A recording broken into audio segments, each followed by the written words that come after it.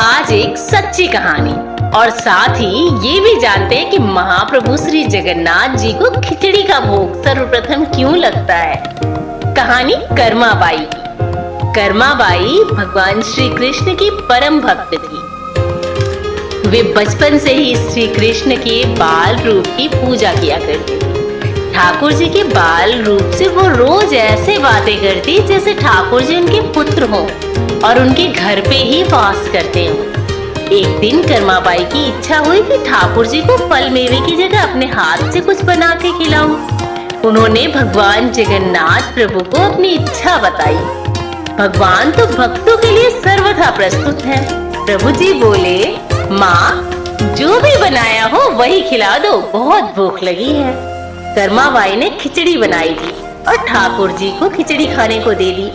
प्रभु बड़े चाव से खिचड़ी खाने लगे और कर्माबाई ये सोचकर भगवान को पंखा चलने लगी कि कहीं गरम खिचड़ी से मेरे ठाकुर जी का मुंह जल ना जाए।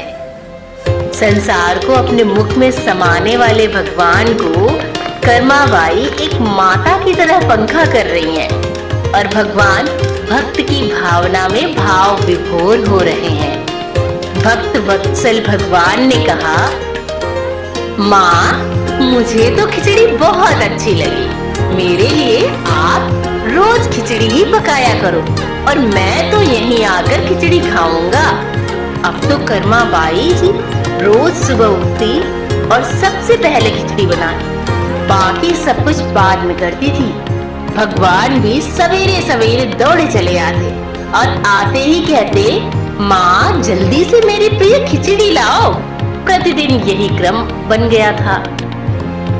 भगवान सुबह सुबह आते, भोग लगाते और फिर चले जाते। एक बार एक महात्मा कर्माबाई के पास आया। महात्मा ने उन्हें सुबह सुबह खिचड़ी बनाते देखा तो नाराज होकर बोला, माता जी आप ये क्या कर रही हैं? सबसे पहले नहा धोकर पूजा पाठ करनी चाहिए। लेकिन आपको तो पेट की ही चिंता सताने लगती है। कर्माबाई बोली, क्या करूं महाराज जी, संसार जिस भगवान की पूजा अर्चना कर रहा होता है वही सुबह सुबह भूखे आ जाते हैं। उनके लिए ही तो मैं सारे काम छोड़कर सबसे पहले खिचड़ी बनाती हूँ। महात्मा ने सोचा कि शायद कर्माबाई की बुद्धि फिर गई है, सठिया गई है। ये तो ऐसे बोल रही है जैसे भगवान इसकी बनाई खिचड़ी के ही भूखे बैठे हो। महात्मा कर्माबाई को समझाने लगे, माता जी जो तुम भगवान को अशुद्ध कर रही हो ना, उसका बहुत पाप लगेगा। सुबह स्नान करने के बाद पहले रसोई की सफाई करो, फिर भगवान के लिए भोग बनाओ। अगले दिन कर्माबाई ने ऐसा ही किया। जैसे ही सुबह हुई भगवान आए और बोले, माँ मैं तो आ गया हूँ, खिचड़ी लाओ। कर्माबाई ने कहा, प्रभु अभी मैं स्नान कर रही हूँ, थोड़ा रुको। थोड़ी देर रुकने के बाद भगवान ने पुनः आवाज लगाई, जल्दी करो माँ, मेरे मंदिर के पट खुल जाएंगे और मुझे जाना है। वो फिर बोली, अभी मैं रसोई की सफाई कर रही हूँ प्रभु। भगवान सोचने लगे कि आज माँ को क्या हो गया है, ऐसा तो पहले कभी नहीं हुआ। फिर जब कर्माबाई ने खिचड़ी परोसी तब भगवान ने झटपट करके जल्दी जल्दी खिचड़ी खाई। परंतु आज खिचड़ी में भी रोज वाले भाव का स्वाद प्रभु को नहीं लगा था। फिर जल्दी जल्दी में भगवान बिना पानी पिए ही मंदिर की ओर भागे। भगवान ने बाहर महात्मा को देखा तो समझ गए, अच्छा तो ये बात है, ये सारी पट्टी मेरी माँ को इसी ने पढ़ाई है। अब यहाँ ठाकुर जी के मंदिर के पुजारी ने जैसे ही मंदिर के पट खोले तो देखा कि भगवान के मुख पे खिचड़ी लगी हुई है। पुजारी बोले, प्रभु जी ये खिचड़ी आपके मुख पर कैसे लग गई है? भगवान ने कहा, पुजारी जी मैं रोज कर्माबाई के घर खिचड़ी खाकर आता हूँ। आप माँ कर्माबाई के घर जाओ, जो महात्मा उनके यहाँ ठहरे हुए हैं उनको समझाओ, उसने मेरी माँ को कैसी गलत पट्टी पढ़ाई है।